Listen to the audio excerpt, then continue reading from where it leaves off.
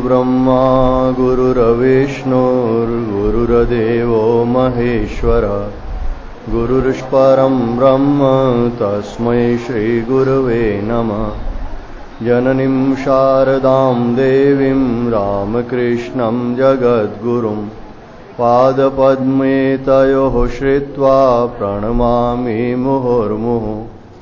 नमः श्रीयतिराजाय विवेकानन्दसूरये सच्चित्सुखस्वरूपाय स्वामिने तापहारिणे। शङ्करं शङ्कराचार्यं केशवं बादरायणं सूत्रभाष्यकृतौ वन्दे भगवन्तौ पुनः पुनः। ॐ विघ्नेश्वराय वरदाय सुरप्रियाय लंबोदराय सकलाय जगद्धिताय नागाननाय श्रुतियज्ञविभूषिताय गौरीसुताय गणनाथ नमो नमस्ते। सर्वमंगलमांगल्ये शिवे सर्वार्थसाधिके शरण्ये त्र्यंबके गौरी नारायणी नमोस्तुते। भवानी शंकरौ वन्दे श्रद्धा विश्वासरूपिणे याभ्यां विना न पश्यन्ति सिद्धाः स्वान्तस्थमीश्वरम्। दक्षिणे लक्ष्मणो यस्य वामे च जनकात्मजा पुरतो मारुति यस्य तं वन्दे रघुनन्दनम्। वसुदेवसुतं देवं कंसचाणूरमर्दनं देवकी परमानन्दं कृष्णं वन्दे जगद्गुरुं। नारायणं नमस्कृत्य नरं चैव नरोत्तमं देवीं सरस्वतीं व्यासं ततो जयमुदीरयेत्। ॐ पार्थाय प्रतिबोधितां भगवता नारायणेन स्वयं व्यासेन ग्रथितां पुराणमुनिना मध्ये महाभारतम्। अद्वैतामृतवर्षिणीं भगवतीम् अष्टादशाध्यायिनीम् अम्ब त्वामनुसन्दधामि भगवद्गीते भवद्वेषिणीम्। सर्वोपनिषदो गावो दुग्धा गोपालनन्दनः पार्थो वत्स सुधीर्भोक्ता दुग्धं गीतामृतं महत् दुग्धं गीतामृतं महत्। ओम श्रीमन्नारायण नारायण नारायण श्रीमन्नारायण नारायण नारायण श्रीमन्नारायण नारायण नारायण श्रीमन्नारायण नारायण नारायण श्रीमन्नारायण नारायण नारायण श्रीमन्नारायण नारायण नारायण श्रीमन्नारायण नारायण नारायण श्रीमन्नारायण नारायण नारायण श्रीमन्नारायण नारायण नारायण श्रीमन्नारायण नारायण नारायण श्रीमन्नारायण नारायण नारायण श्रीमन्नारायण नारायण नारायण। बोलिए सच्चिदानंद भगवान की जय। वंदनीय संत चरणों में प्रणाम। भगवत स्वरूप समस्त भक्तगण, भगवती स्वरूपा मातृशक्ति। श्रीमद् भगवद गीता सप्तम अध्याय। भगवान श्री कृष्ण कहते हैं कि हजारों मनुष्यों में से कोई एक मेरे लिए प्रयास करता है और उन प्रयास करने वालों में भी हजारों में से कोई एक है, वो मुझे तत्व से जानता है। इस परमात्म तत्व को समग्र रूप से जानना, भगवान निराकार साकार निर्गुण सगुण सब रूप में है, अवतार रूप में भी है, तीनों गुणों में भी है और गुणों से परे भी है, ये परमात्मा का समग्र रूप है। स्वामी विवेकानंद जी जो श्री ठाकुर की आरती में कहते हैं, निरंजन नर रूप धर निर्गुण गुणमय, वो निरंजन भी है, ब्रह्म स्वरूप हैं, और नर रूप भी धारण करते हैं, कभी राम के रूप में, कभी कृष्ण के रूप में, कभी शिव के रूप में। वे निर्गुण हैं, यानी तीनों गुणों से अतीत हैं, और फिर भी गुणमय हैं, यानी इस सारी सृष्टि की रचना भी कर रहे हैं, सृष्टि की उत्पत्ति करते हैं, पालन करते हैं, संहार भी करते हैं।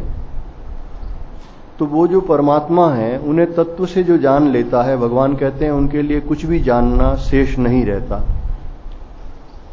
पर अधिकांश जो मनुष्य है, इस संसार के जो जीव हैं, वो तीनों गुणों के कार्य रूप, तीनों प्रकार के भावों से, राग द्वेष के कारण बंधे हुए रहते हैं।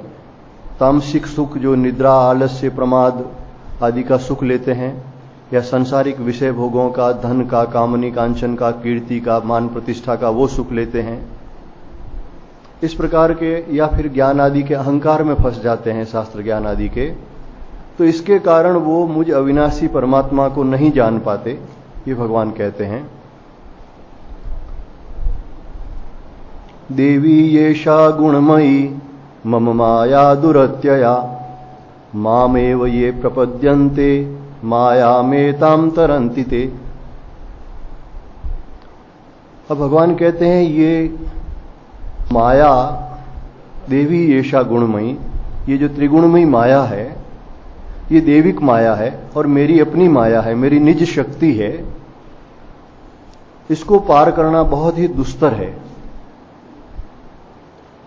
लेकिन जो पुरुष मुझको ही भजते हैं, मामेव ये प्रपद्यन्ते, जो मेरे ही शरण हो जाते हैं, मुझे ही भजते हैं, वे इस माया से पार हो जाते हैं। इस एक ही श्लोक में भगवान ने बंधन का कारण और मुक्ति का उपाय दोनों बताया। श्रीमद् भागवत के शुरुआत में जैसे वेदव्यास जी महाराज ने भागवत की रचना की, तो उसके पहले उन्होंने तपस्या की, ऐसा वर्णन आता है। समाधि अवस्था में उन्होंने ये देखा कि जीव के बंधन का कारण क्या है। उन्होंने परमात्मा के स्वरूप का, अपने स्वरूप का साक्षात्कार भी किया और उस माया को भी देखा, जीव के बंधन के कारण को भी देखा और जीव के बंधन मुक्ति के उपाय को भी देखा। फिर उन्होंने श्रीमद् भागवत की रचना की। भगवान यहाँ एक ही श्लोक में ये सारी बात कह देते हैं कि एक तो ये जो मेरी माया है, ये अलौकिक है, देवी जो परम देव परमात्मा है उनकी माया है। ये कोई जादूगरों की माया या आसुरी माया नहीं है, ये ईश्वर की ऐसी माया है जिसके पार भगवान की कृपा के बगैर कोई जा नहीं सकता। ये त्रिगुणमय संसार का ऐसा आकर्षण है जो सामान्यतः व्यक्ति इसके पार नहीं जा पाता। वैसे माँ और या, इन दोनों का अर्थ भी होता है संस्कृत में। या यानी जो, माँ यानी जो नहीं है, जो नहीं है फिर भी दिख देता है।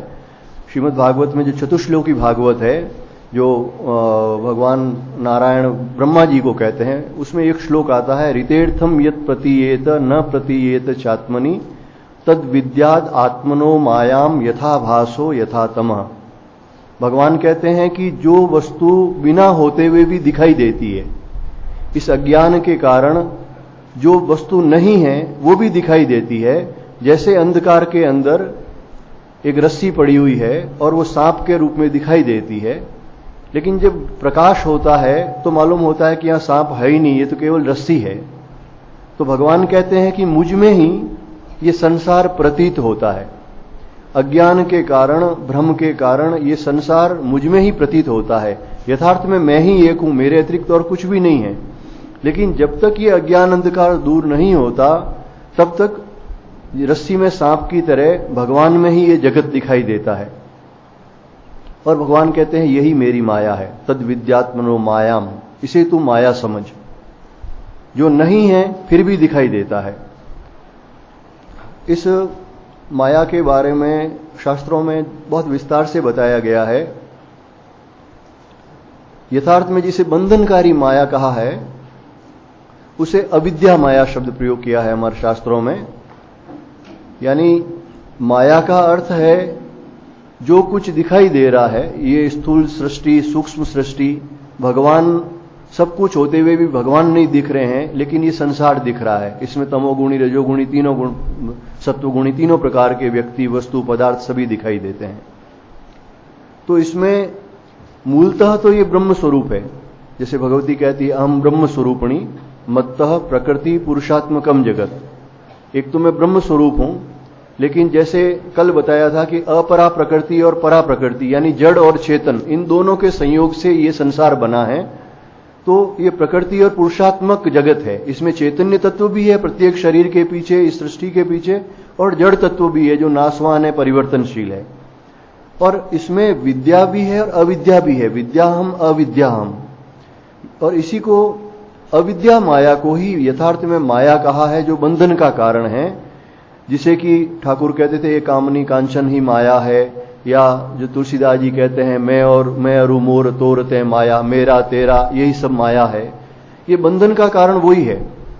बाकी ये पूरी सृष्टि है। अब यहाँ पे पूरी सृष्टि में करोड़ों अरबों लोग रहते हैं जिनसे हमारा कोई संबंध नहीं है, जिनके प्रति न राग है न द्वेष है, वो हमारे बंधन का कारण नहीं होते हैं। केवल कुछ व्यक्ति, कुछ वस्तुएं, कुछ पदार्थ जिनसे हमें सुख लेने की इच्छा होती है और उन्हीं के कारण हमें दुख प्राप्त होता है। ये नियम है। जिससे भी आप सुख लेने के लिए जाते हो उसी से दुख मिलता है। केवल अक्षय सुख या अखंड आनंद है वो परमात्मा में ही है। तो जो कुछ ये संसार दिखाई देता है, इसमें जितनी भी तमोगुणी वस्तुएं हैं, जो अहमता और ममता के कारण ये मेरा है, ये मेरा है, शरीर मैं हूं और ये शरीर के रिश्तेदार मेरे हैं, ये धन मेरा है, संपत्ति मेरी है, ये तो बांधने वाली माया है। इसे अविद्या माया कहा गया है। जिसी के कारण कामनाएं उत्पन्न होती है, काम उत्पन्न होता है, और काम में बाधा लगती है तो क्रोध उत्पन्न होता है। जब काम बहुत बढ़ जाता है, धन की इच्छा बहुत बढ़ जाती है, लोभ पैदा होता है, तृष्णा पैदा होती है। यही बंधन का कारण है। और रजोगुण और तमोगुण इसके कारण है। ये दो गुण जो त्रिगुणमयी माया भगवान ने बताई है, इन त्रिगुणमयी में से रजोगुण और तमोगुण ये अविद्या माया कही गई है और यही बंधन का कारण है। और दूसरा जो स्वरूप है इस सृष्टि में जो दिखाई देता है, वो है जिसे विद्या माया कहा है भगवान ने, जिसे अपनी योग माया भी कहा है, सत्वगुण। उस सत्वगुण की सहायता से ही भगवान इस सृष्टि की रचना करते हैं। इसलिए कहते हैं भगवान हमेशा धर्म में स्थित रहते हैं। सत्वगुण यानी जितने तरह के सद्गुण हैं इस संसार में, उन सद्गुणों के मूल हैं वो ईश्वर। और वो जो सत्वगुण में जो परमात्मा का निवास है, और उस परमात्मा के द्वारा, ईश्वर के द्वारा ही सृष्टि की जो रचना होती है। और इस संसार में जितना भी सत्वगुण है, यानी जो सद्गुण है, सत्य का पालन करना, भक्ति, वैराग्य, ज्ञान, जो सेवा भाव आदि जितने भी सद्गुण हैं, इसको विद्या माया कहा गया है। यानी ये मुक्त करने वाली है। तो साधक के लिए यही होता है कि वो विद्या माया का सहारा लेके इस अविद्या माया को दूर करे। यानी साधना भजन के द्वारा, वैराग्य के द्वारा, सेवा के द्वारा, सत्कर्मों के द्वारा, अपने अपने जो स्वधर्म के पालन के द्वारा, भगवान का भजन करते, जप करो, कीर्तन, ध्यान, सत्संग, इस सब के द्वारा इस अविद्या माया से पार किस तरह से होया जाए, ये पहला कर्तव्य होता है। और जब इस अविद्या माया से जब मनुष्य जीव पार होता है, इस अविद्या माया से पार होने के लिए जीव का पुरुषार्थ ही प्रधान है। ये एक बात ध्यान रखनी चाहिए। जो कहते हैं लोग कि भाई भगवान ने हमारे भाग्य में लिखा नहीं, या भगवान कराएंगे तो होगा, ऐसा नहीं होता है। ये अविद्या माया जिसे कहते हैं, ये हमारे ही द्वारा निर्मित है। मैं और मेरा का भाव तो हमने ही पैदा किया। ये ईश्वर की सृष्टि नहीं है, ये जीव सृष्टि है। भगवान ने पुरुष स्त्री बनाए। इस संसार में करोड़ों पुरुष है, करोड़ों स्त्रियां हैं, लेकिन जिसे हम कहते हैं कि ये मेरा पुत्र है, ये पिता है, ये पत्नी है, ये पति है, ये मेरा मकान है, उसी से आपको बंधन होता है। तो ये जो जीव सृष्टि है, इस जीव सृष्टि से पार जाने की जिम्मेदारी भी जीव की है। जैसे ही अपने पास में जो प्राप्त वस्तुएं हैं उसको केवल निर्वाह मात्र के लिए प्रयोग में करके, बाकी जैसे ही हम उसे दूसरों की सेवा में लगाते हैं, इस संसार से, इस शरीर से जब वैराग्य की उत्पत्ति होती है, भगवान का भजन करते हैं, तब हम इस अविद्या माया से दूर होते हैं, पाप कर्म नहीं होते, और जो अंदर काम, क्रोध, लोभ, विकार है वो भी धीरे धीरे दूर होते हैं। लेकिन अंत में जिसे विद्या माया कहा है, जिसे योग माया कहा है, जिसके द्वारा भगवान इस सृष्टि की रचना करते हैं, और आगे इसी अध्याय में आगे एक श्लोक में आएगा, भगवान कहते हैं मैं अपनी योग माया से छिपा हुआ हूं। यानी भगवान जब अवतार भी लेते हैं तो बहुत कम भक्त ऋषि वगैरह थे जिन्होंने भगवान को भगवान के रूप में जाना। भगवान सामने होते हुए भी वो भगवान रूप में लोग नहीं देखते, उनको सामान्य मनुष्य रूप में देखते हैं। कितने तो वो जो भगवान अपने स्वरूप को प्रकट करते हैं, जैसे उन्होंने अर्जुन के सामने प्रकट किया, भीष्म जी के सामने प्रकट किया, उद्धव जी अक्रूर जी के सामने प्रकट किया, या रामावतार में उन्होंने श्रुतिक्षण जी, बाली आदि इनके सामने प्रकट किया, ये भगवान अपनी कृपा से इस सत्वगुण के पर्दे को हटाते हैं। इसलिए साधन करने के बाद भी ये कहा जाता है कि जितना हम जप ध्यान करते हैं, सत्कर्म करते हैं, अंत में भगवत प्राप्ति है वो भगवत कृपा से होती है। यानी अंतिम जो पर्दा उठता है, जो ईश्वर और जीव के बीच का जो भेद है, वो जो मिटता है वो भगवत कृपा से ही मिटता है। योग माया का पर्दा है वो ईश्वर की कृपा से हटता है। और ये जो अविद्या माया है जिसके कारण हम संसार के बंधन में पड़े हुए हैं, इसको दूर करने की जिम्मेदारी भी जीव की है। जीव साधन भजन के द्वारा, सत्कर्मों के द्वारा इससे पार हो सकता है। तो भगवान कहते हैं कि ये त्रिगुणमयी माया है, ये अलौकिक है, बड़ी दुस्तर है। बड़ी दुस्तर का मतलब यही है कि संसार के सुखों से अपने मन को हटाना, संसार की सुख भोग की इच्छाओं को दूर करना, ये सबसे कठिन काम है। कठिन काम महसूस होता है। लेकिन अब भगवान यहां कहते हैं, मामेव ये प्रपद्यन्ते माया मेताम तरंतिते। माम एव, मेरे ही। भगवान कहते हैं जो मेरे ही शरण में आ जाता है, केवल मेरी शरण में आ जाता है, वो इस माया का उल्लंघन कर जाता है, माया से पार हो जाता है। यानी जो केवल ईश्वर को ही चाहते हैं, सांसारिक चीजों को नहीं चाहते, केवल निर्वाह मात्र के लिए उसका उपयोग करते हैं। जैसे मीराबाई ने कहा, मेरे तो गिरधर गोपाल दूसरो न कोई। तो हम संसार में भी देखते हैं, लोग कहते हैं भाई भगवान शंकर मेरे इष्ट देव हैं, भगवान कृष्ण मेरे इष्ट देव हैं, राम जी हैं वो मेरे इष्ट देव हैं, सब ये तो कहते हैं, मेरे तो गिरधर गोपाल तो सब कहते हैं, लेकिन दूसरों न कोई जो है उसके ऊपर हम दृढ़ नहीं रहते। भगवान भी हमारे हैं और बाकी सब भी हमारे हैं, और वो जो बाकी है वो भगवान से भी ज्यादा हमारे हैं। इसके कारण भगवान का अनुभव नहीं होता। जब भगवत संबंधी कार्य को, साधना को, सत्कर्म को केवल संसारिक लोभ के लिए, थोड़े से धन के लोभ के लिए, काम कांचन के लिए, या अपने नाते पोते जो भी रिश्तेदार हैं उनके लिए जब हम धर्म को छोड़ देते हैं, साधना को छोड़ देते हैं, तो परमात्मा का अनुभव नहीं होता। पर भगवान कहते हैं कि जो मेरे को ही भजते हैं वो इस माया का उल्लंघन कर जाते हैं, इस मायातीत परमात्मा को प्राप्त हो जाते हैं। स्वामी विवेकानंद जी जो लिखते हैं, संपद तव श्रीपद भवगोष्पद वारी यथाय, आरती में जो कहते हैं कि आपके जो श्री चरण हैं, भगवान के ठाकुर के जो श्री चरण हैं, कि ये एक बहुत बड़ी संपदा है, परम धन है। इससे क्या होता है? भवगोष्पद, गौष्पद कहते हैं गाय के खुर के बराबर जो गड्ढा होता है। ये जो बरसात हो रही है, इसमें अगर गीली जमीन में गाय चलती है तो गाय के खुर से एक गड्ढा बनता है, और गड्ढे के अंदर थोड़ा सा पानी भर जाता है। तो उस गड्ढे के पानी को लांघना किसी के लिए भी कोई कठिन नहीं है, एक बच्चा भी लांघ सकता है। तो वो कहते हैं कि जो भगवान के शरण हो जाते हैं, जो भगवान के चरणों के आश्रित हो गए हैं, उनके लिए ये भवसागर है वो गौष्पद की तरह हो जाता है। एक गाय के खुर के उस गड्ढे की तरह भरे हुए जल में जो पार करना है, उसी प्रकार से भवसागर पार करना हो जाता है। क्योंकि जो भगवान है, जो सगुण साकार ईश्वर है, पुरुषोत्तम है, वे ही जगत गुरु हैं, अवतार रूप में आते हैं। वे अपने सच्चिदानंद स्वरूप को भी जानते हैं, हम सब जीवों के कर्मों को जानते हैं, हमारे भूतकाल को, भविष्यकाल को, वर्तमान के अच्छे बुरे सब कर्मों को जानते हैं। वे सर्वसमर्थ है, अपने माया अतीत स्वरूप को भी जानते हैं और इस माया को भी जानते हैं। इसलिए अगर जीव उनकी शरणागति प्राप्त करता है, उनकी शरण में जाता है, तो उनकी कृपा से शीघ्र ही इस माया से मुक्त हो जाता है। ये जो भक्ति होती है, ये साकार रूप की ही ठीक से होती है। हालांकि निराकार के भी भक्त हुए हैं, कई जो निराकार निर्गुण के भी भक्त माने गए हैं, लेकिन सुलभता से, क्योंकि हम सब अभी शरीर को ही देख रहे हैं, शरीर में ही हम जी रहे हैं, शरीर के सुखों को ही देखते हैं। हम किसी की भी कल्पना शरीर के बगैर नहीं कर पाते। भगवान का अवतार इसीलिए होता है कि भगवान के रूप का ध्यान करके, भगवान की लीलाओं का चिंतन करते, उनके गुणगान करते हुए हम इस संसार से पार हो जाएं। और भगवान अनंत है, अनंत ब्रह्मांडों तक फैले हुए हैं, उसकी धारणा करनी तो बहुत कठिन है। परमात्मा अनंत है, हम कहां तक कल्पना करेंगे? इस आकाश की भी कल्पना नहीं कर सकते, तो अनंत ब्रह्मांडों तक भगवान फैले हुए हैं, इसकी कल्पना करनी तो बहुत कठिन है। लेकिन भगवान के एक रूप की, भगवान कृष्ण है, शिव है, राम है, उनकी कल्पना हम कर सकते हैं, उनका ध्यान हम कर सकते हैं। ये कल्पना भी नहीं है, सत्य स्वरूप का ध्यान है। भगवान श्री रामकृष्ण देव कहते थे कि अगर किसी को कहा जाए कि तुम्हें गंगा स्नान करनी है, अब गंगा स्नान का मतलब कहा जाए कि गंगोत्री से, जहां से गंगा सागर निकलती है वहां से लेकर गंगा सागर तक नहाना है, तो बहुत कठिन काम है। गंगा जी कितनी लंबी है। लेकिन कहे भाई ऐसा नहीं है, गंगा जी में कहीं एक जगह डुबकी दो, तुम्हारे सब पाप नष्ट हो जाएंगे, तुम मुक्त हो जाओगे।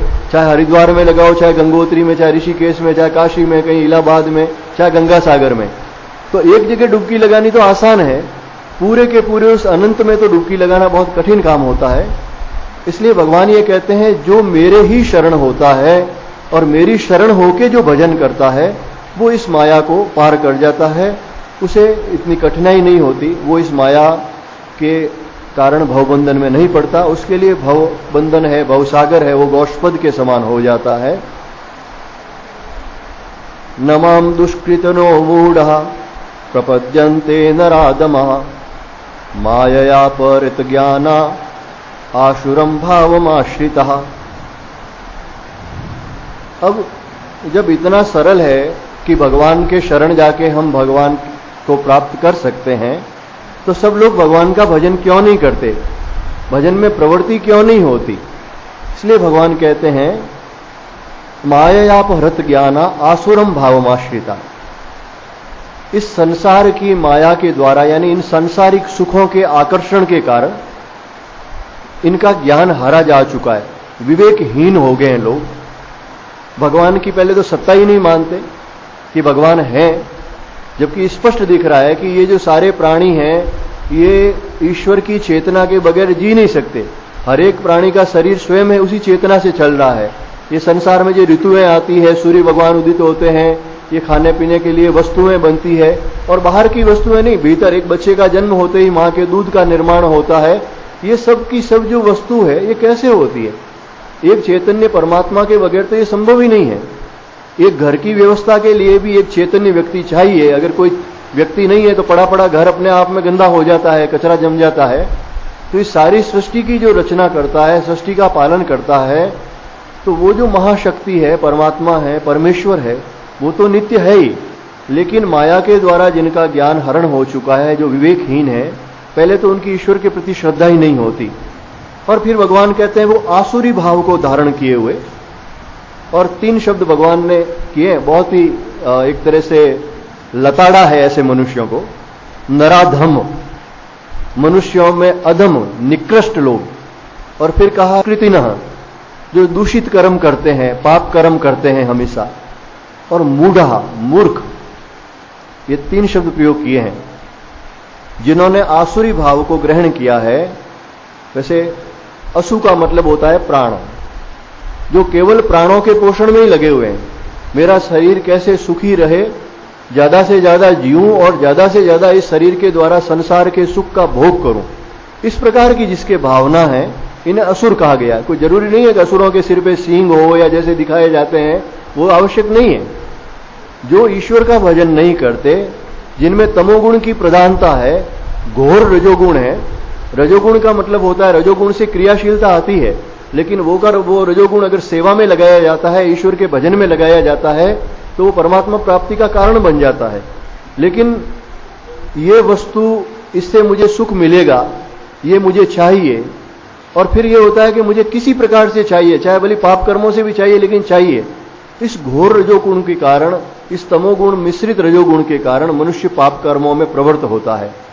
और ऐसा आसुर भाव जो ग्रहण करता है मनुष्य, जो केवल अपने पोषण में ही लगा रहता है, उसको भगवान ने कहा है वो नराधम है, मनुष्यों में नीच है, और दूषित कर्म करने वाला, पाप कर्म करने वाला है, मूढ़ है, मूर्ख है। और इसी कारण कहते हैं वो मुझको नहीं बसते, ऐसे लोग मुझे नहीं बसते। जिसमें विवेक नहीं है, जो नराधम है, जिनका माया के द्वारा ज्ञान हरा जा चुका है, जो केवल अपने ही पोषण में लगे हुए हैं, ऐसे मूढ़ लोग मेरी शरण नहीं लेते, मुझे भजते नहीं हैं। तो एक बात और है, भगवान ने जिन लोगों का वर्णन किया है, ये वे लोग हैं पूर्व जन्म के भी उनके संस्कार बहुत खराब हैं और संस्कारों से प्रेरित होकर और कुसंग के कारण इस जन्म में भी विवेक का प्रयोग नहीं करते हुए जो दुष्कर्म कर रहे हैं, उन पापियों का वर्णन है। और भगवान कहते हैं कि वो मुझे नहीं भजते। लेकिन भगवान ने कहीं ये नहीं कहा है कि ऐसे व्यक्ति मुझे भज ही नहीं सकते। भगवान ने उनके लिए निषेध नहीं किया है। अगर वो व्यक्ति भी, आगे आएगा ऐसा अध्याय में, कि वो व्यक्ति भी अगर निश्चय कर ले कि आज के बाद अब मैं पाप कर्म नहीं करूंगा, जो हुआ सो हुआ, उसके कर्मों का फल भोगने के लिए भी मैं तैयार हूं, लेकिन आज के बाद मैं केवल सत्कर्म करूंगा, ईश्वर का भजन करूंगा, तो वो भी मनुष्य शुद्ध हो सकता है। भगवान ने कहा है कि संसार का सबसे बड़ा कोई पापी भी हो, सबसे बड़ा दुराचारी भी हो, वो भी व्यक्ति अगर एक निश्चय कर ले कि मुझे भजन ही करना है, तो उसे साधु रेव ही मंतव्य, उसे साधु मान लेना चाहिए। तो भगवान मना नहीं करते कि वो भजन नहीं कर सकता, लेकिन सामान्यतः ऐसे दुष्कर्मी व्यक्ति, नराधम जो दुष्ट लोग हैं, वो कहते हैं कि ईश्वर का भजन नहीं करते। अब भजन करने वाले जो लोग हैं, उनके लिए भगवान कहते हैं, चतुर्विधा भजन्ते माम जनः शुक्रतिनो अर्जुन, आर्तो जिज्ञासुरर्थार्थी ज्ञानी च भरतर्षभ। हे भरतवंशियों में श्रेष्ठ अर्जुन, सुकृत करने वाले 4 प्रकार के भक्तजन मुझे भजते हैं। सुकृत कर, जो भगवान ने इन्हें सुकृतिनो कहा है, पहले जो भगवान को नहीं भजते उसे दुष्कृतिनो कहा है, और इन्हें भगवान ने सुकृतिनो जो कहा है, यानी जो सुकृत कर्म करते हैं, जो पुण्यात्मा है, पवित्र आत्मा है, वो भगवान को भजते हैं। वो भगवान को क्यों भजते हैं? इसके प्रयोजन थोड़े अलग अलग हो सकते हैं।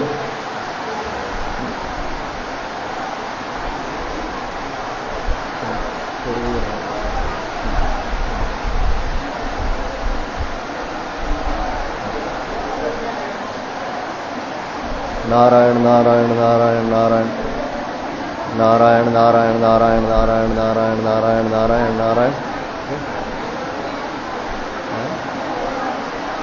नारायण नारायण नारायण नारायण नारायण।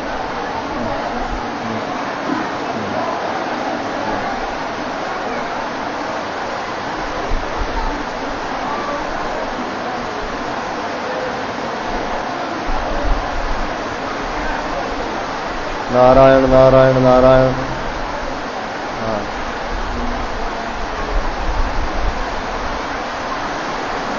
नारायण नारायण नारायण। तो भगवान कहते हैं कि 4 प्रकार के व्यक्ति सुकृतिनः है, सत्कर्मी है, पुण्यात्मा है, और ऐसे व्यक्ति हैं वो मुझे भजते हैं।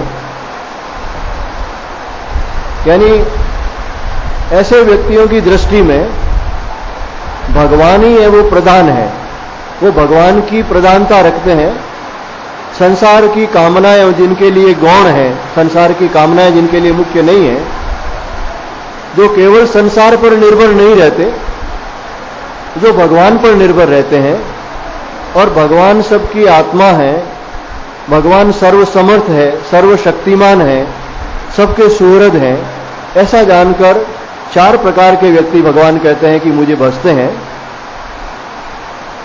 चतुर्विधते माम जना सुकृतिनो अर्जुन, आर्तो जिज्ञासुरर्थार्थी ज्ञानी च भरतर्षभ। एक तो अर्थार्थी, जिसके मन में सांसारिक पदार्थ प्राप्त करने की इच्छा है, हालांकि वो भजन कर रहा है, मुख्यतः भगवान के भजन की है, फिर भी अभी तक संसार की इच्छाएं जिसकी निवृत्त नहीं हुई है, जो संसार के सुखों को प्राप्त करना चाहता है, सांसारिक वस्तुओं को प्राप्त करना चाहता है, धन को, राज्य को, मान को, स्त्री पुत्र को, इस प्रकार जो उन सबको प्राप्त करना चाहता है उसे अर्थार्थी भक्त कहा गया है। जैसे ध्रुव जी हैं, भगवान का भजन करने के लिए ही गए थे, लेकिन उनके अंदर राज्य की इच्छा थी। ये सुग्रीव आदि हैं, इनमें भी कहीं राज्य की इच्छा थी। तो इस प्रकार जो ईश्वर का भजन तो करता है और साथ में सांसारिक कामनाएं भी है, संसार से धन है, मान प्रतिष्ठा है आदि जो चाहता है, उसे भगवान ने अर्थार्थी भक्त कहा है। दूसरा भक्त है, भगवान कहते हैं आर्त। इस व्यक्ति में संसार की वस्तुएं प्राप्त करने की तो इतनी इच्छा नहीं है, कामनाएं तो नहीं है, लेकिन जब वो विपत्ति में पड़ता है, जैसे कोई घोर रोग हो गया, कोई चोर डकैतों के चक्कर में पड़ गया, कोई हिंसक जानवरों के चक्कर में पड़ गया, या मानसिक रूप से संताप हो रहा है, आदि व्याधि आदि से ग्रस्त है, तो ऐसा व्यक्ति है जो आर्त होता है, जब कष्ट में पड़ता है तब भगवान को पुकारता है। इसे भगवान ने आर्त भक्त कहा है। वो भी भगवान का भक्त है। यहां इन चारों में भगवान के भजन की प्रधानता तो है, लेकिन उसके साथ में अर्थार्थी में धन आदि की इच्छा है, सांसारिक वस्तुओं की आवश्यक इच्छा है, और इस आर्त भक्त में जो सांसारिक इच्छाएं तो नहीं है, पर जब वो विपत्ति में पड़ जाता है और कोई उपाय नहीं होता तो भगवान को पुकारता है। जैसे द्रौपदी जी ने भगवान को पुकारा, उत्तरा के ऊपर जब अश्वत्थामा ने वो ब्रह्मास्त्र चला दिया तो उन्होंने भगवान को पुकारा, भगवान ने रक्षा की। गजेंद्र ने जब भगवान को पुकारा तो भगवान ने रक्षा की। तो ऐसे अनेक भक्त हैं जो आपत्ति विपत्ति के समय में भगवान को विशेष रूप से पुकारते हैं और भगवान का भजन भी करते हैं। भगवान कहते हैं भक्त हैं। तीसरे प्रकार के भक्त हैं जिन्हें जिज्ञासु भक्त कहा है। जिज्ञासु भक्त यानी जो परमात्मा को ठीक ठीक जानना चाहता है, तत्व से जानना चाहता है, परमात्मा के दर्शन की प्रबल इच्छा है जिसके अंदर, अभी तक उसे परमात्मा प्राप्ति नहीं हुई, लेकिन उसके लिए उसमें तीव्र जिज्ञासा है, जगह जगह जा रहा है, साधन भजन कर रहा है, सत्संग भी कर रहा है। ये स्वामी विवेकानंद जी के जीवन में दिखाई देता है। विवेकानंद जी महाराज जब युवा अवस्था में थे, कॉलेज में थे, तभी कभी ब्रह्म समाज में जाते, कभी देवेंद्रनाथ ठाकुर के पास में तीव्र व्याकुलता थी।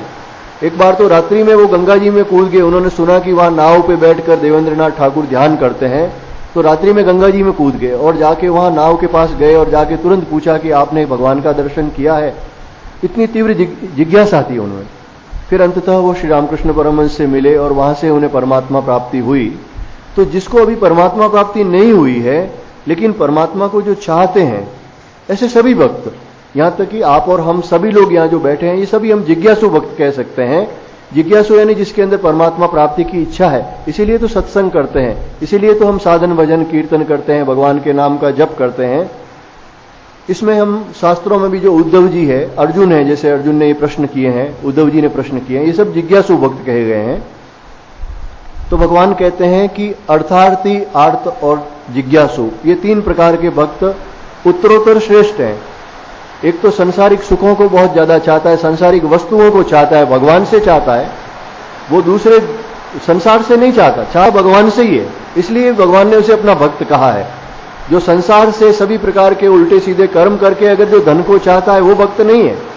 जो भगवान से ही चाहता है, अपनी आपत्ति विपत्ति को भी दूर करना है तो उसके लिए भगवान से ही प्रार्थना करता है, और भगवान के तत्व को जानने के लिए भी भगवान से ही प्रार्थना करता है। ये तीन प्रकार के भक्त जो हैं, ये भगवान ने कहा है कि उत्तम कर्म करने वाले हैं। और चौथा जो भक्त भगवान ने कहा है कि, या चतुर्विधा कहा है, ज्ञानी भक्त। अब ये ज्ञानी भक्त कौन है? ज्ञानी भक्त को भगवान ने इन तीन से अलग करके कहा। ज्ञानी भक्त वो है जिसे परमात्मा प्राप्ति हो चुकी है, फिर भी भजन करता है। भगवान के जितने अवतार पुरुष, जितने ब्रह्मज्ञ पुरुष, जितने सिद्ध संत कहे गए हैं, चाहे सुखदेव जी हैं, सनकादिक ऋषि हैं, प्रहलाद जी हैं, और जितने भी गोपिकाएं थी, जितने ही संत महात्मा हुए, जितने अवतार पुरुष हुए, यहां तक कि भगवान राम है, जैसे शिव जी की पूजा करते हैं, भगवान कृष्ण है, वो शिव जगदम्बा की पूजा करते हैं, और ये जितने भी संत महात्मा हुए हैं, उन्होंने भी सबने परमात्मा की उपासना की, तो वो भी भगवान को भजते हैं। इसलिए भगवान कहते हैं कि ये चारों ही मेरे भक्त हैं। तीन जिन्होंने परमात्मा प्राप्ति नहीं की है, लेकिन श्रद्धा विश्वास पूर्वक मेरा भजन करते हैं, अर्थार्थी, आर्त और जिज्ञासु। लेकिन चौथे वो भक्त हैं जो ज्ञानी हैं। अब ज्ञानी भक्त हैं, जब सारे भजन का उद्देश्य परमात्मा की प्राप्ति है, तो फिर वो भजन क्यों करते हैं?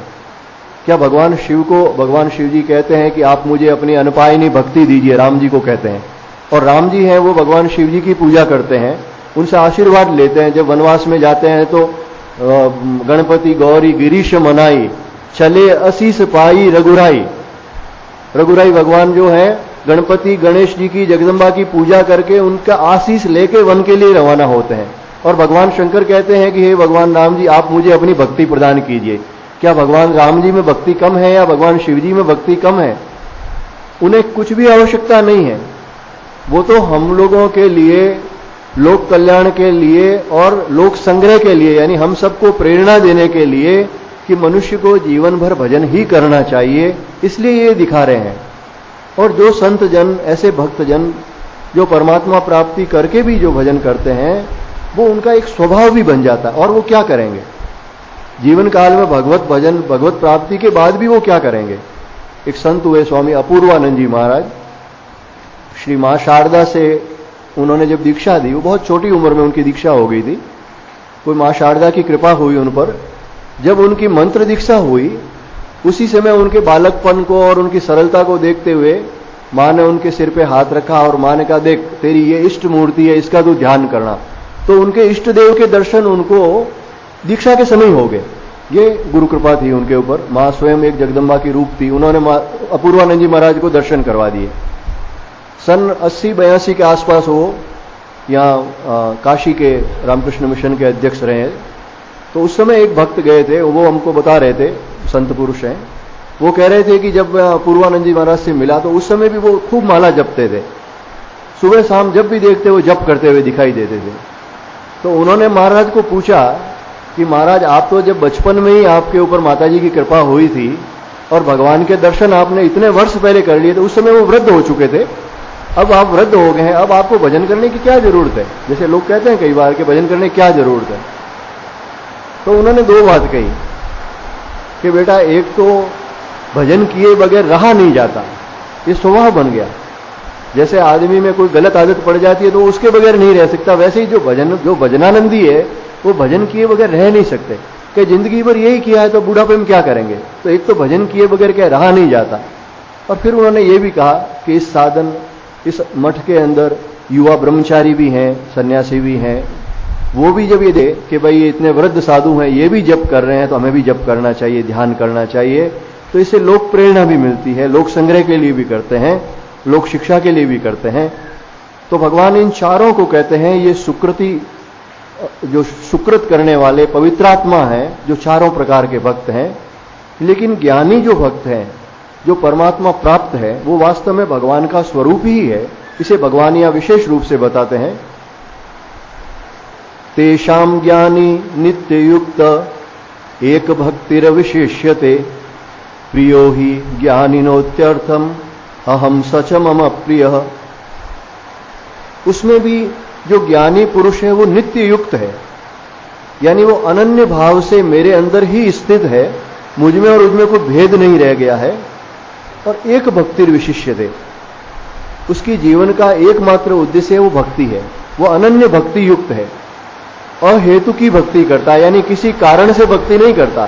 संसार की किसी सामग्री को प्राप्त करने के लिए वो भजन नहीं करता, केवल भगवान के प्रति प्रेम है, भगवान से भजन में उसको आनंद आता है, इसीलिए वो भक्ति करता है। एक भक्तिर विशिष्यते, केवल भक्ति ही उसका आधार है, उसके अलावा और किसी कारण से वो नहीं करता। तो इस जितने भी जो कहा अवतार पुरुष है, दत्तात्रेय जी, चैतन्य महाप्रभु, श्री रामकृष्ण परमहंस, जितने भी संत हुए हैं, ये सभी भक्ति करते थे, सभी प्रेम भक्ति संपन्न थे। और भगवान कहते हैं कि वह अति उत्तम है। जो एक भक्ति युक्त है वो इन सबसे उत्तम है, क्योंकि वो मुझे तत्व से जानता है और ऐसा ज्ञानी भक्त मुझे अत्यंत प्रिय है। भगवान कहते हैं वो मुझे अत्यंत प्रिय है और मैं उस ज्ञानी भक्त को अत्यंत प्रिय हूं। इन दोनों में वास्तव में कोई भेद है ही नहीं। भगवान कहते हैं वो मुझे अत्यंत प्रिय है और कहते हैं उस भक्त को मैं अत्यंत प्रिय हूं। आप देखेंगे पुराणों के अंदर भी, जहां भी अवतार पुरुष भगवान कृष्ण कहते हैं मेरे को शिव जी अत्यंत प्रिय है, शिव जी मेरी आत्मा है। जैसे विष्णु पुराण वगैरह कहते हैं कि भगवान विष्णु कहते हैं कि शंकर मेरी आत्मा है, मेरा हृदय है, और शंकर भगवान कहते हैं कि विष्णु भगवान मेरी आत्मा है। यानी ये जो भक्त और भगवान एक दूसरे को एक बताते हैं, अपना प्रिय बताते हैं। भगवान कहते हैं मैं हूं भक्तन को दास, भगत मेरे मुकुटमणि। भगवान कहते हैं कि मैं भक्तों का दास हूं, लेकिन भक्त कभी ये थोड़ी कहते हैं कि भाई भगवान मेरे दास है। वो यही कहेंगे नहीं मैं भगवान का दास हूं।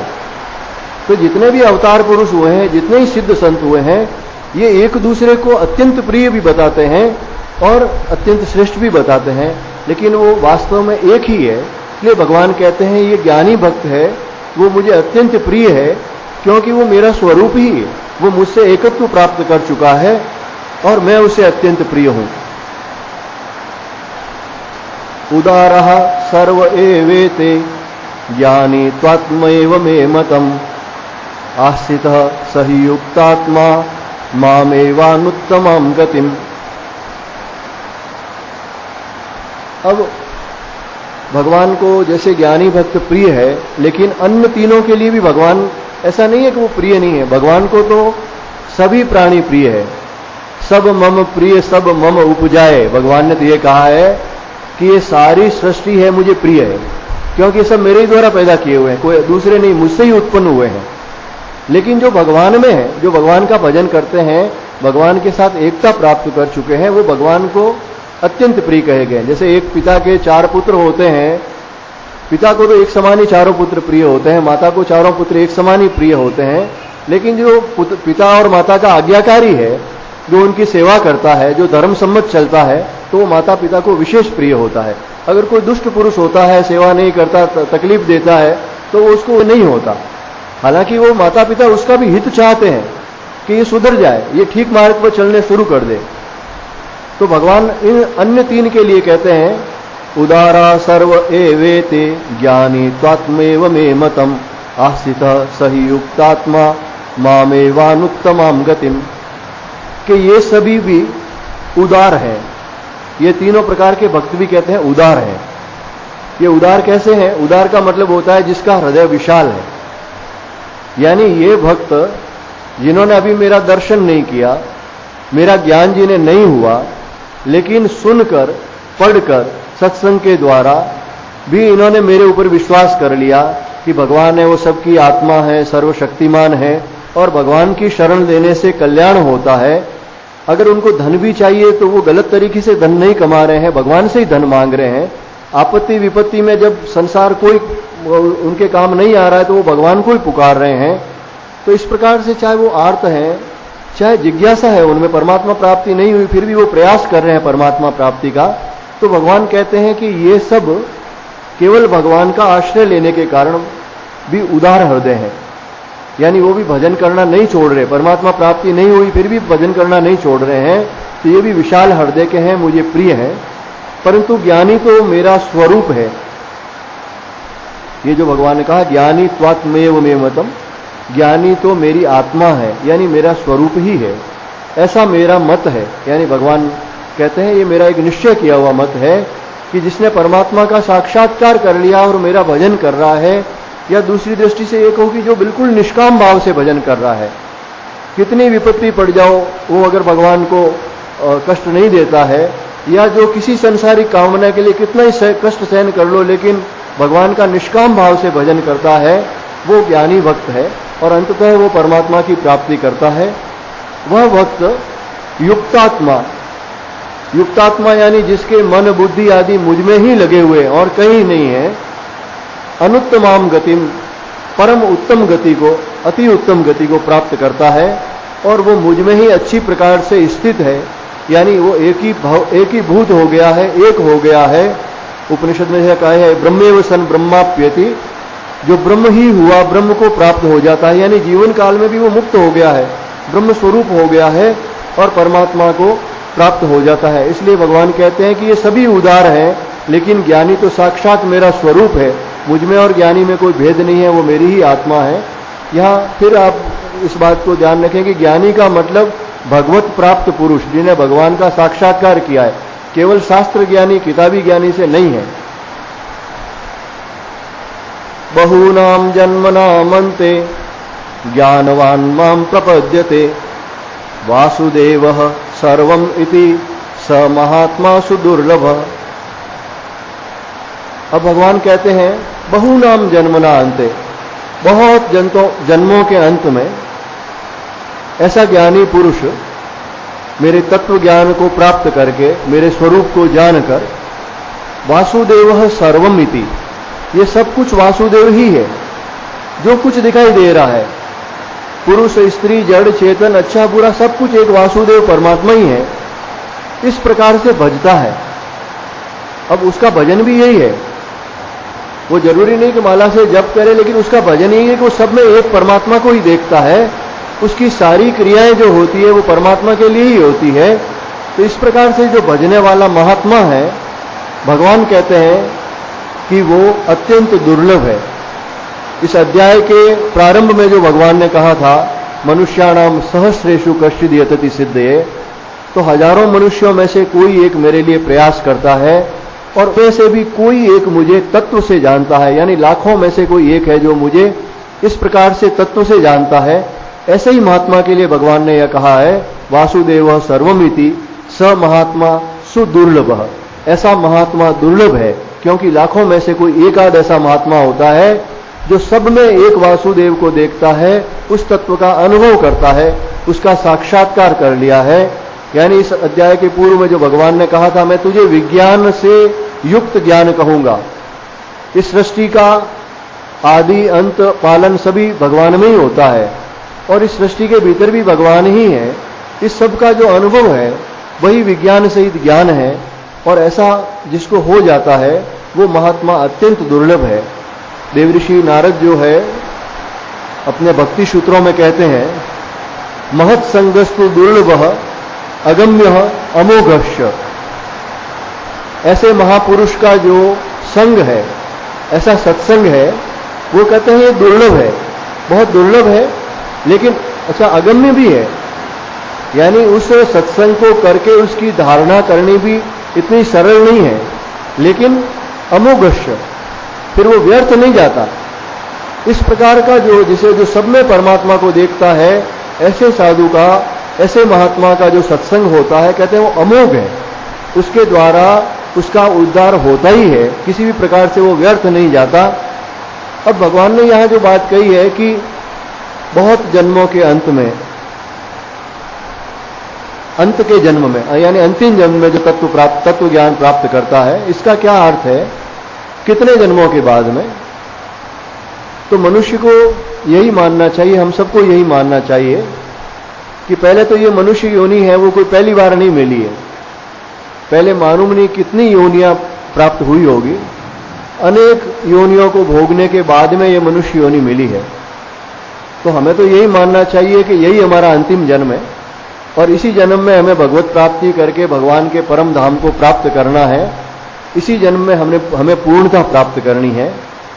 और जिस जन्म में तत्व ज्ञान हो जाता है, परमात्मा की प्राप्ति हो जाती है, सच्चिदानंद ब्रह्म के साथ वो एक हो जाता है, परमात्मा को चला जाता है, यद गत्वा न निवर्तन्ते तद धाम परमम मम, भगवान कहते हैं जाने के बाद फिर लौटना नहीं होता। तो ये अंतिम जन्म हो जाता है, जिस जन्म में परमात्मा का साक्षात्कार होता है, तत्व ज्ञान होता है, वो अंतिम जन्म ही होता है, फिर उसके बाद जन्म नहीं होता।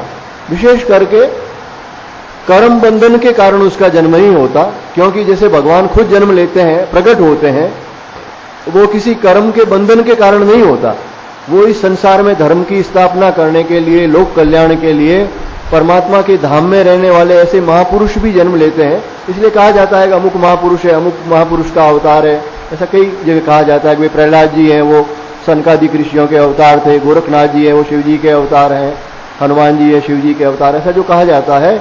लेकिन उनका जन्म है वो किसी कर्म के बंधन के कारण नहीं है, वो किसी प्रारब्ध को भोगने के लिए नहीं आते, वो भगवान की इच्छा से इस संसार में धर्म की स्थापना करने के लिए, जीवों का कल्याण करने के लिए ही आते हैं। वरना इन लोगों का, जिन्होंने परमात्मा प्राप्ति कर ली है, जिन्होंने वासुदेव सर्वम का अनुभव कर लिया है, ऐसा ज्ञानी महात्मा जो है उसका ये अंतिम जन्म ही होता है। और बहुत जन्मों के बाद में हमें यही मानना चाहिए कि इसके पहले न जाने कितने हजारों लाखों जन्म भोगे हैं, कितना सुख दुख भोगा है, लेकिन अब नहीं भोगना है। व्यवसायत्मिका बुद्धि एके है कुरुनंदन, भगवान कृष्ण ने कहा है कि निश्चयात्मक बुद्धि एक ही होती है। बस एक ही निश्चय कर लो कि इस जीवन में अब हमें किसी भी प्रकार का कोई पाप कर्म, लोभ के वश में, क्रोध के वश में, काम के वश में होकर हमें किसी भी प्रकार का पाप कर्म नहीं करना है और ईश्वर का भजन ही करना है। शरीर के मात्र की व्यवस्था भगवान ने सबकी कर रखी है और सबकी होती है, अन्न वस्त्र की किसी को कमी नहीं है। तो ईश्वर का भजन ही करना है और सत्कर्म करने हैं। तो इसी जन्म में, इसी जन्म को अंतिम जन्म मानकर इसी जन्म में हम परमात्मा की प्राप्ति कर सकते हैं। कामेस्ते ते रतज्ञानः प्रपद्यन्ते अन्य देवतः तम तम नियममास्थाय प्रकृत्या नियतः स्वया। अब कुछ इस प्रकार के लोग होते हैं जो भगवान को प्रधानता नहीं देते, कामनाओं की पूर्ति चाहते हैं, संसारिक इच्छाएं ज्यादा है। एक व्यक्ति तो जो पहले बताया, भगवान ने कहा कि वो आसुर स्वभाव को धारण किया हुआ है, यानी जो नीच कर्म करता है, पाप कर्म करता है और किसी तरह से संसारिक सुख भोगना चाहता है, उसके लिए भगवान ने कहा वो आसुरी भाव का है। फिर 4 प्रकार के लोग बताए कि ये भजन करने वाले हैं और फिर भी उसमें अर्थार्थी जिज्ञासु हो सकता है, लेकिन वो भगवान का भजन करने वाले हैं, भक्त हैं, उन्हें भगवान ने सुकृति जन बताया। अब तीसरे ऐसे व्यक्ति हैं जो भगवान का भजन भी नहीं करते, परमात्मा के प्रति जिनकी पूरी श्रद्धा नहीं हुई, लेकिन वो पाप कर्म भी नहीं करते, दुष्कृति में नहीं है, जो दूसरों का अधिकार छीनने वाले या व्यभिचार आदि करने वाले, इस प्रकार के गलत कर्म करने वाले नहीं हैं, लेकिन उनके मन में सांसारिक सुखों की इच्छा रहती है और अपनी कामनाओं की पूर्ति के लिए वो विशेष विशेष देवताओं की पूजा करते हैं, चाहे स्थान देवता हो, चाहे वैदिक देवता हो। तो ये भगवान कहते हैं कामेस्तेतेर हतज्ञाना, कामनाओं के कारण, अपने स्वभाव के कारण, संस्कार के कारण ये लोग शास्त्र ज्ञान से प्रेरित नहीं है, कामनाओं से प्रेरित है। मेरी इस काम की, जैसे किसी को कहा है कि वे पुत्र नहीं है और पुत्र के लिए तुम्हें वरुण देवता की साधना करने से पुत्र प्राप्त होता है, तो वे वरुण देवता की साधना करेंगे। वो वरुण देवता को भगवान नहीं मान रहे हैं, वो सबकी आत्मा, जैसे वासुदेव सर्वम है वैसे वरुण देवता को नहीं मान रहे। वरुण एक देवता है जिनके एक विधि विधान से, अमुक मंत्र का जप करने से, अमुक सामग्री से पूजा करने से, अमुक प्रकार से हवन करने से वरुण देवता की कृपा होती है और उससे पुत्र प्राप्त होता है। ऐसा कोई न कोई शास्त्र में जो लिखा हुआ है उस अनुरूप वो साधना कर रहा है। अब वो पाप कर्म भी नहीं कर रहा है, लेकिन वो भगवान का भजन भी नहीं है। तो यहां भगवान कहते हैं कि उन स्वभाव से प्रेरित होकर और ऐसे ऐसे नियम धारण करके अन्य देवताओं को भजते हैं, उनके शरण होते हैं, जिसमें कुबेर, इंद्र, वरुण, अग्नि आदि जो भी देवता है, और उसके लिए जैसी सामग्री की आवश्यकता होती है वो नियम धारण करके लें। उसके लिए नियम अलग अलग होते हैं, किसी में होता है कि पीले वस्त्र पहनने चाहिए, किसी में होता है लाल वस्त्र पहनने चाहिए, कहीं होता है कि तुलसी की माला से जप करना चाहिए, कहीं होता है रुद्राक्ष की माला से, कहीं लाल चंदन से। तो उन सारे नियमों का वो पालन करते हुए उन देवताओं की उपासना करते हैं, कामनाओं की पूर्ति के लिए, भोगों की प्राप्ति के लिए। तो यहां भजन की प्रधानता नहीं है, कामना की प्रधानता है। और ऐसे लोगों के बारे में भगवान कह रहे हैं, यो यो याम याम तनुम भक्तः श्रद्धयार्चितुमिच्छति तस्य तस्याचलाम श्रद्धाम तामेव विदिधाम्यहम्। भगवान कहते हैं कि जो जो अनेक प्रकार के भक्त हैं, इसलिए जो जो शब्द प्रयोग किया है, और जिस जिस देवता की, यानी अनेक प्रकार के देवता हैं, जो जिस देवता की भी करता है, और जो जो अनेक प्रकार के भक्त हैं, अनेक प्रकार से जो इस कामनाओं की पूर्ति के लिए लोग प्रसाद वगैरह चढ़ाते हैं, मेरी ये कामना की पूर्ति हो जाएगी तो इतना प्रसाद चढ़ा दूंगा, ये काम करूंगा, तो इस प्रकार जो करते हैं, तो कहते हैं ऐसे देवताओं के स्वरूप को जो श्रद्धा पूर्वक पूजना चाहते हैं, श्रद्धा है उनमें, वो देवताओं को प्रणाम करते हैं, उनको षोडशोपचार से अर्घ्य देते हैं, पाद्य देते हैं, पुष्प चढ़ाते हैं, नैवेद्य चढ़ाते हैं, वो सब करते हैं, पूजन हवन भी करते हैं। तो जो श्रद्धा पूर्वक पूजन करना चाहता है, भगवान कहते हैं मैं उस भक्त की श्रद्धा को उसी देवता के प्रति स्थिर कर देता हूं। अब उसके मन में कामनाएं हैं और वो भगवान का भजन करना ही नहीं चाहता और एक विशेष देवता की पूजा करना चाहता है अपनी कामना पूर्ति के लिए, तो भगवान कहते हैं मैं उससे, ऐसा नहीं है भगवान के मन में कि भाई तुम सबको छोड़कर मेरी पूजा करो। भगवान ने कहा नहीं, अगर वो करना चाहता है तो ये जो मनुष्य जीवन में मैंने स्वतंत्रता दे रखी है, एक जीव को स्वतंत्रता दे रखी है, विवेक दे रखा है, आपके पास में शास्त्र है, सत्संग है, ईश्वर का भजन करना चाहिए ये मालूम है, फिर भी आप कामनाओं से प्रेरित होकर, शास्त्र से प्रेरित नहीं है, कामनाओं से प्रेरित होकर अगर इस प्रकार से किसी देवताओं की पूजा करना चाहते हैं तो भगवान कहते हैं मैं उसकी श्रद्धा को खंडित नहीं करता, उसकी श्रद्धा को वहां स्थिर कर देता हूं। यानी उस देवता की पूजा करता है और उस देवता से सतया श्रद्धया युक्त तस्याराधन मीहते लभते च ततः कामान मय्येव विहितान हितान। वह पुरुष उस श्रद्धा से युक्त होकर उस देवता का पूजन करता है और उस देवता से मेरे द्वारा ही विधान किए हुए इच्छित भोगों को निस्संदेह प्राप्त करता है। भगवान कहते हैं इन देवताओं को मैंने एक एक शक्ति जैसी दे रखी है, जितना उनका अधिकार है, जितनी उनमें सामर्थ्य है, और अगर वो श्रद्धा पूर्वक विधि विधान से वो देवताओं का पूजन करता है, भजन करता है, तो उसके कर्म का फल का जो विधान मैंने कर रखा है उस अनुरूप उसे कर्म का फल मिल जाता है। कहीं कहीं कोई प्रारब्ध जो अत्यंत प्रबल होता है तो उसे नहीं मिलता, यानी अगर अनुष्ठान ठीक ठीक तरीके से पूर्ण रीति से हो जाए तब प्रायः उसे फल मिल जाता है। लेकिन कहीं कहीं ऐसा होता है कि फल मिलने के बाद भी उस फल के उद्देश्य की पूर्ति नहीं होती। जैसा ही आपने भागवत के महात्म्य में पढ़ा, आत्मदेव थे, उनकी इच्छा थी मुझे पुत्र प्राप्त। पुत्र कोई भी प्राप्त करना चाहता है तो क्यों प्राप्त करना चाहता है कि मुझे पुत्र का सुख मिलेगा, ये बड़ा होगा, मेरी सेवा करेगा, यही तो इच्छा होती है। जिस महात्मा के पास वो गए, उन महात्मा ने कहा भाई 7 जन्म में भी तेरे पुत्र होने की कोई संभावना है नहीं, तेरे संतान नहीं होगी। उसके कोई संतान नहीं थी। उन्होंने कहा तेरे पूर्व जन्म के जो कर्म है उसके अनुरूप तेरे कोई संतान नहीं होगी। अब वो रोने लगा, बहुत जिद करने लगा। अब वो महात्मा तो संत हृदय नवनीत समाना जो कहा है, करुणामय थे, उन्होंने उनको एक फल दे दिया कि ये खिला देना, हो जाएगा। लेकिन उसके भाग्य में पुत्र का सुख नहीं लिखा था, इसके लिए उसकी पत्नी ने उस फल को गऊ को खिला दिया। फिर वो कहीं दूसरी जगह से अपनी बहन का पुत्र लेके आई और उस धुंधकारी ने कितना कष्ट दिया, ये सब आप जानते हैं, भागवत कथा आप अनेक बार सुन चुके हैं। तो वो जो कष्ट प्राप्त हुआ, यानी उसकी इच्छा तो थी पुत्र प्राप्ति की, लेकिन पुत्र से सुख प्राप्त होगा ये उसके भाग्य में नहीं था, इसलिए उसे नहीं मिला।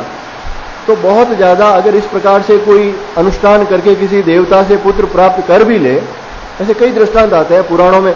ये जो हरिश्चंद्र महाराज हुए थे, उनके ये रोहित पुत्र हुए, उसकी प्राप्ति के लिए उन्होंने बहुत प्रयास किया, उनकी संतान नहीं थी। फिर वरुण देवता की उन्होंने आराधना की।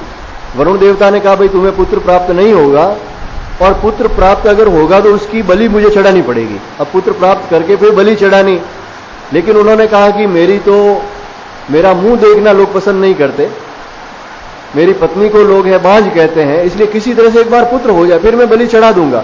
महाराजा ने देखा मैं किसी तरह से इससे बच जाऊंगा। अब उनके पुत्र हुआ, थोड़े दिन बाद वरुण आया कि बलि चढ़ाओ, तो उन्होंने कहा अभी बच्चा बहुत छोटा है, थोड़ी दांत तो आने दो। फिर दांत आए तो फिर बोले अभी यज्ञोपवीत संस्कार हो जाना। ये पुराणों में है, देवी भागवत में और अन्य जगह की कथा है। तो कई प्रकार से उन्होंने बहानेबाजी की, और अंत में जब वो थोड़ा बड़ा हुआ, उन्होंने कहा ठीक है यज्ञोपवीत संस्कार के बाद मैं आपको बलि चढ़ा दूंगा इस पुत्र की। वो बच्चा बड़ा हुआ तो रोहित को मालूम पड़ा कि ये मेरी बलि चढ़ाना चाहते हैं, तो वो जंगल में भाग गया। अब वरुण देवता आया कि बलि चढ़ाओ, वो कहे मैं बलि चढ़ाऊं कहां से, मेरा तो बेटा मेरे पास है ही नहीं, वो तो भाग गया। बहुत कष्ट देखा उन्होंने उसके कारण। तो वरुण देवता ने उनको श्राप दे दिया, पेट में जलोदर की बीमारी हो गई, कितना कष्ट होगा। अंततः खैर वशिष्ठ जी और विश्वामित्र जी ने और मिला के कोई उपाय निकाला और एक पुत्र किसी का खरीद के बलि के लिए लेके आए, और किसी तरह से वो रोहित बच गया। लेकिन कहने का अर्थ यही है, भगवान से जो आप मांगते हो आपके लिए वो अगर हितकारी है तो भगवान देंगे। भगवान हमारे माता पिता की तरह हितकारी है, आपके लिए आवश्यक है तो देंगे। अगर भगवान आपकी प्रार्थना नहीं सुन रहे, नहीं दे रहे, तो समझ लेना चाहिए कि मेरे लिए यही अच्छा है, यही हितकारी है। वो होकर भी कष्ट देगा, इसका कोई अर्थ नहीं है। और देवताओं का ऐसा हिसाब है, वो बाजार में जैसे व्यापारी होते हैं, रुपए दो वो चीज दे देगा। आपका कोई बच्चा जाए और दुकानदार से कहे मुझे चाकू दो, तो चाकू दे देगा, माचिस दो तो माचिस दे देगा। अब उसका वो क्या करेगा बच्चा, उनको कोई लेना देना नहीं है, पैसे लेके वस्तु दे देगा। लेकिन माता पिता के पास अगर वो बच्चा जाए कि मुझे चाकू दो, तो बच्चा नहीं देंगे कि इससे हाथ कट जाएगा, माचिस से कुछ जला देगा। तो भगवान तो जो आपके लिए हितकारी वस्तु है वो देते हैं, और देवता लोग हैं वो कोई भी वस्तु दे सकते हैं। तो भगवान कहते हैं कि देवताओं से भी उस अनुष्ठान से जो भी फल मेरे द्वारा उन देवताओं को जितना शक्ति जो अधिकार दे रखा है उस अनुरूप प्राप्त हो जाता है, लेकिन ये उत्तम नहीं है। अब इससे आगे की चर्चा है वो हम आगामी सत्संग में करेंगे, समय हो गया आपके।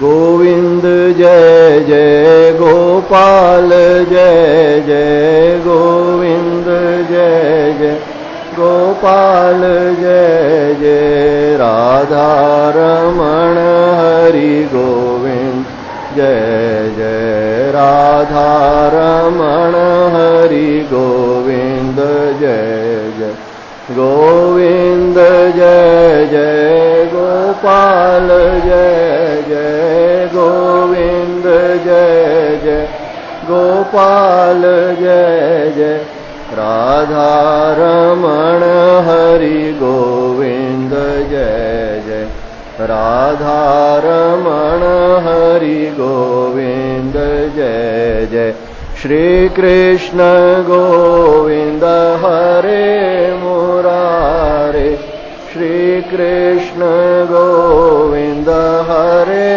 मुरारे हे नाथ नारायण वासुदेवा हे नाथ नारायण वासुदेव श्री कृष्ण गोविंद हरे मुरारे श्री कृष्ण गोविंद हरे मुरारे हे नाथ नारायण वासुदेवा हे नाथ नारायण वासुदेवा। बोलिए सच्चिदानंद भगवान की जय, सियावर रामचंद्र भगवान की जय, श्री कृष्णचंद्र भगवान की जय, श्री रामकृष्ण भगवान की जय, सब संत महात्माओं की जय। नमः पार्वती पतये हर हर हर महादेव। काशी विश्वनाथ की जय। ओम शांति शांति शांति।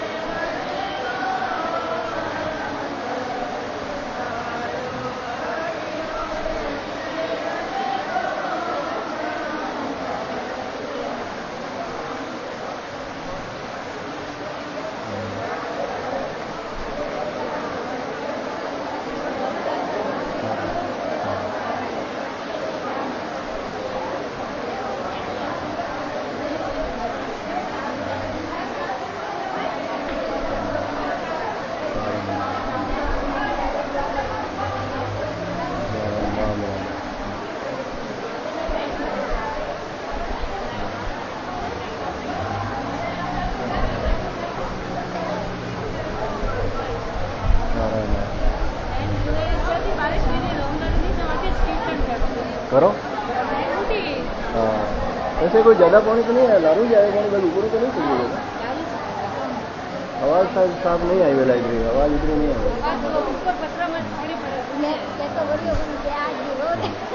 चलो अच्छो है, बढ़िया है।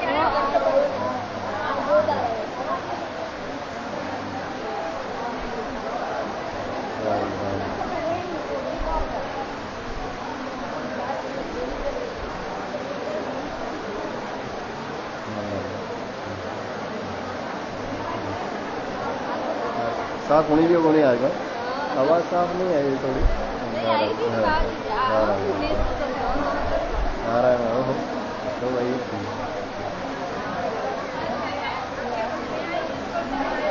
हाँ हाँ बिल्कुल बिल्कुल बिल्कुल, हम आओ रोज आओ थोड़ा देर।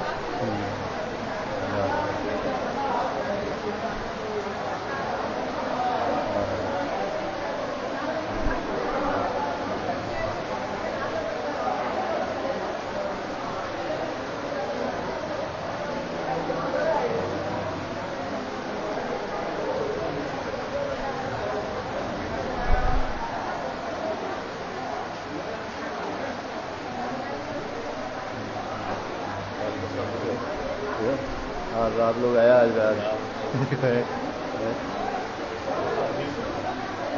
लोग आया सत्संग में, जरा जाओ ना इसको।